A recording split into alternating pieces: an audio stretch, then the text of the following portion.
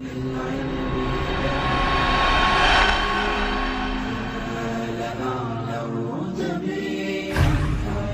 name is Cassie. I am 23 years old. I graduated as a qualified nurse this year and was given my first position as a home nurse. My patient was an English gentleman in his early 80s who suffered from Alzheimer's. In the first meeting, the patient was given his record, and from it I could see that he was a convert to the religion of Islam, therefore he was a Muslim. I knew from this that I would need to take into account some modes of treatment that may go against his faith, and therefore try to adapt my care to meet his needs. I bought in some halal meat to cook for him and ensured that there was no pork or alcohol in the premises, as I did some research which showed me that these were forbidden in Islam. My patient was in a very advanced stage of his condition, so many of my colleagues could not understand why I was going through so much effort for him. But I understood that a person who commits to a faith deserves that commitment to be respected, even if they are not in a position to understand. Anyway, after a few weeks with my patient, I began to notice some patterns of movement. At first, I thought it was some copied motions he'd seen someone doing, but I saw him repeat the movement at particular times, morning, afternoon, evening. The movements were to raise his hands, bow, and then put his head to the ground. I could not understand it. He was also repeating sentences in another language. I couldn't figure out what language it was, as his speech was slurred, but I know the same verses were repeated daily. Also, there was something strange. He didn't allow me to feed him with my left hand. Somehow I knew this linked to his religion, but didn't know how. One of my colleagues told me about Pow Talk as a place for debates and discussions. As I did not know any Muslims except for my patient, I thought it would be good to speak to someone live and ask questions. I went on the Islam section and entered the room True Message. Here I asked questions regarding the repeated movements and was told that these were the actions of prayer. I did not really believe it until someone posted a link on the Islamic prayer on YouTube. I was shocked. A man who has lost all memory of his children, of his occupation, and could barely eat and drink, was able to remember not only actions of prayer, but verses that were in another language.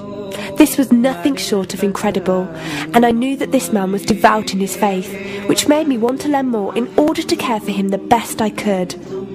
I came into the Pow Talk room as often as I could, and was given a link to read the translation of the Quran and listen to it.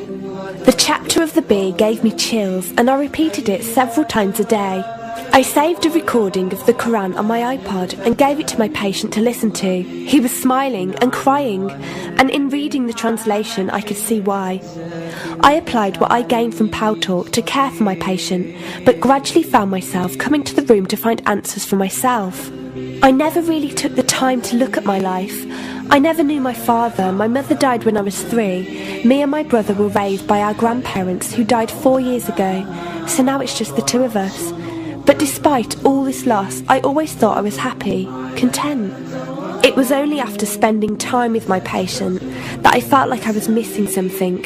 I was missing that sense of peace and tranquility my patient, even through suffering, felt. I wanted that sense of belonging and a part of something that he felt, even with no one around him. I was given a list of mosques in my area by a lady on Pow Talk and went down to visit one. I watched the prayer and could not hold back my tears. I felt drawn to the mosque every day, and the imam and his wife would give me books and tapes to welcome any questions I had. Every question I asked at the mosque and on Pow Talk was answered with such clarity and depth that could do nothing but accept them. I have never practiced a faith, but always believed that there was a God.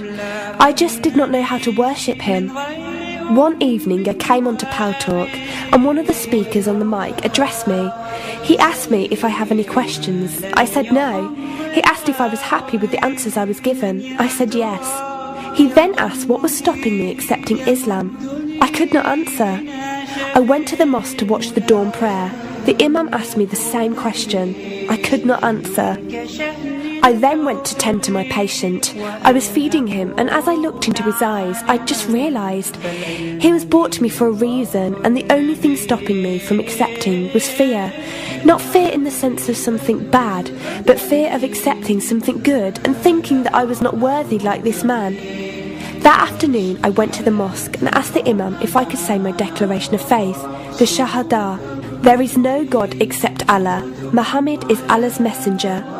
He helped me through it and guided me through what I needed to do next.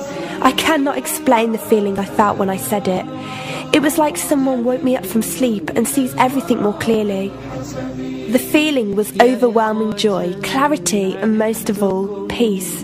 The first person I told was not my brother but my patient. I went to him, and before I even opened my mouth, he cried and smiled at me. I broke down in front of him. I owed him so much. I came home and logged onto Paltalk and repeated the Shahada for the room. They all helped me so much, and even though I had never seen a single one of them, they felt closer to me than my own brother. I did eventually call my brother to tell him, and although he wasn't happy, he supported me and said he would be there. I couldn't ask for any more.